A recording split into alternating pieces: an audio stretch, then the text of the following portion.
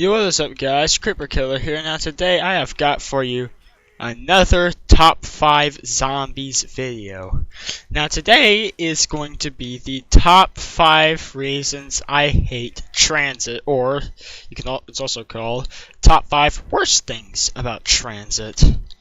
So yeah, we all know Transit, you know, the crappiest map Treyarch has ever released in zombies. Of course this isn't the actual map. This is the custom app. Playing it for 2 reasons. 1, I prefer OBS 2 than to recording with my smartphone. B, it sucks so much. I hate playing it even if I want to record. So yeah, let's go ahead and get started with our number 5 spot, which is the buildables. Now, the buildables was actually a good idea by Treyarch, and I will give them that, but the way they went about it on this map, I didn't really like all that much. Okay, like, sure, building the turbine, or at least the building part, building the turbine, the zombie shield, the electric trap, and the sentry gun were all fine and dandy, and the upgrades for the bus were also good as well. And I guess the power, but anyways, but honestly, I'm mainly doing about the buildables themselves. Like, for example, the sentry gun and the what's it called, the electric trap, they both require the turbine to run. Well, here's the problem: the sentry gun is built at the farm. Turbine is built at the bus station. So yeah, you could set down your sentry gun, but then you go back to the bus station, get a turbine. When you come back, guess what? It's gone. So you set that down, go grab a sentry gun, and come back. Your turbine's gone. And so honestly, I really don't know what they were thinking when they put that down. Honestly, for the electric trap, I really don't know what to say. But for the sentry gun, they could have like made it so that like, you set it down and you can man it. You can fire it manually. But yeah. So yeah, that's number 5 spot. Number 4 spot, we have the lava. Like, buildables wasn't really all that bad, but I wanted to include something in this video that isn't so trashy for this map, but now basically the rest makes the map absolute trash. So anyways, the lava, you all know it. We've all run over the cracks in the lava. And so yeah, like for example, those giant lava puddles between the diner and the farm, and between the farm and the power station, and between the town and the bus depot, and also just the lava things everywhere.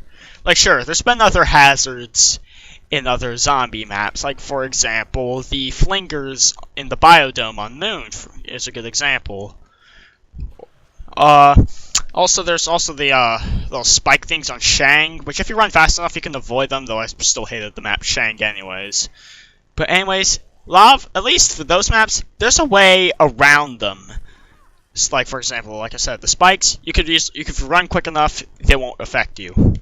And for the flangers on Moon, if you got PhD, those aren't a problem at all. But let me just point out that there's no way that you can prevent the lava from hurting you at all. Like, sure, if you're good enough, you might be able to dodge it. However, the lava's basically everywhere on the map, so you're gonna have to get yourself burned if you want to do anything on Transit. Honestly, if I was Treyarch, if I added the lava, at least what I would have done is add something like, I don't know, PhD flopper in addition to its usual effects, and also like maybe impervious to the flame, or at least greatly reduce the damage I take.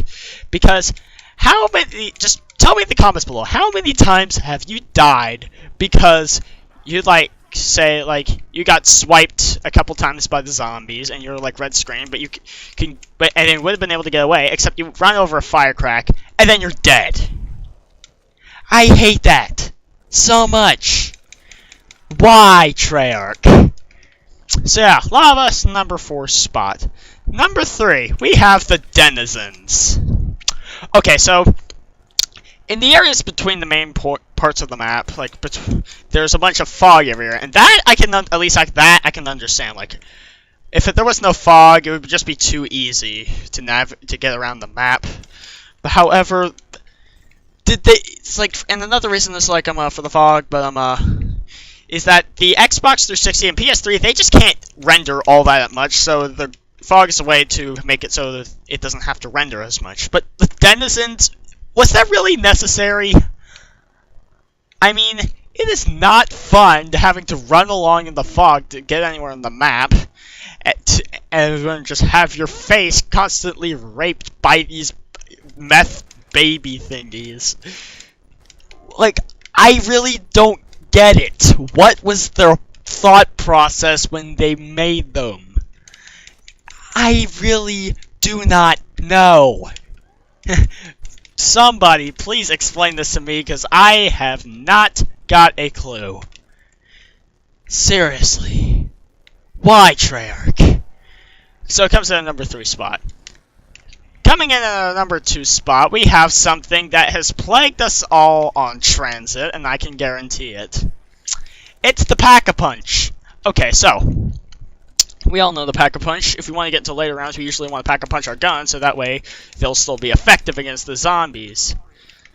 So yeah, it's at the town, but it's hard to get to, so yeah, you get the power on. You want to Pack-a-Punch? Sure, you can Pack-a-Punch, but here is what you've got to do.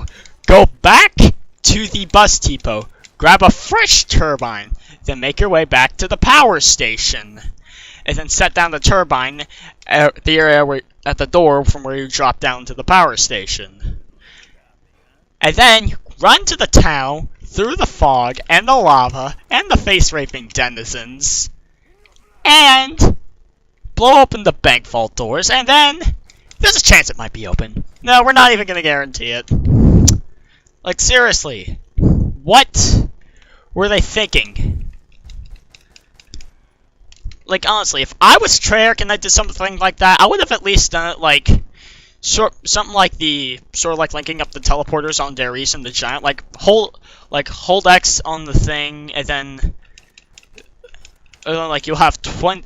Okay, like not 25 seconds because that would be too short, but I'd say like maybe 2 minutes, for example, 2 minutes to get to the bank, and then head down to the Pack-a-Punch.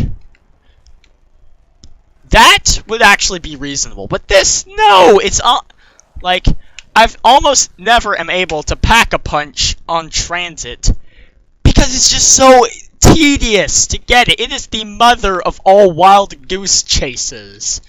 Actually, no, it's not the mother of all wild goose chases, but I will get to that in a second. But honestly, Treyarch, why? Like, seriously, I don't understand why getting to the Pack-a-Punch needs to be that difficult. Like, sure, you made some pretty interesting ways to get to it, but honestly, this is just ridiculous. Come to the number 2 spot. And now, for our number 1 spot, we have the king of all wild goose chases. It is the jet gun. This map's wonder weapon.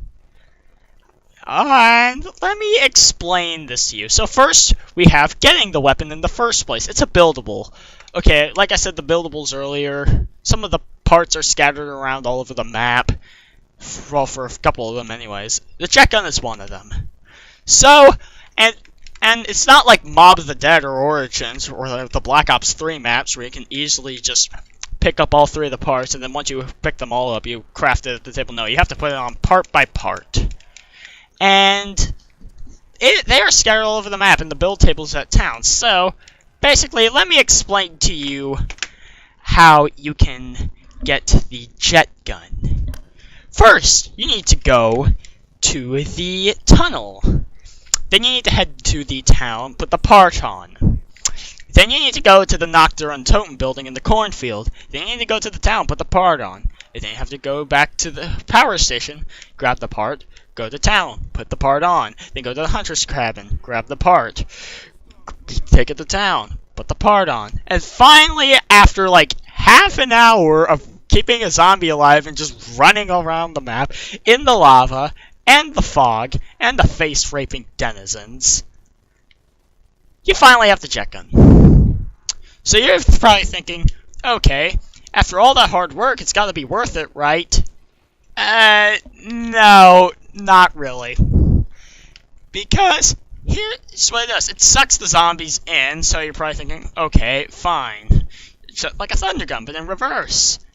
Well, if I could get what you're trying to say with the reverse thunder gun, because the thunder gun is freaking awesome. Jet gun is not! Because here's what it is. You have a jet engine that sucks the zombies in. And then, after 10 seconds of consecutive use, if you use it for any duration longer than 10 seconds, it breaks. Of course, the parts are don't become scattered all around the map, that is. But wait, unless one of the parts falls into the lava, and then you have to go back to where it originally was in order to pick it up and get it back. Also, if you use it to where it's almost about to break, it takes a full minute to cool down, and you have to keep holding it out. Plus, it doesn't really kill the zombies unless you're up in their face, but in that case, they're slapping you to death anyway. I don't know why it's considered a wonder weapon. I guess it's because you're wondering why it's even considered a weapon. Maybe that's what they were playing.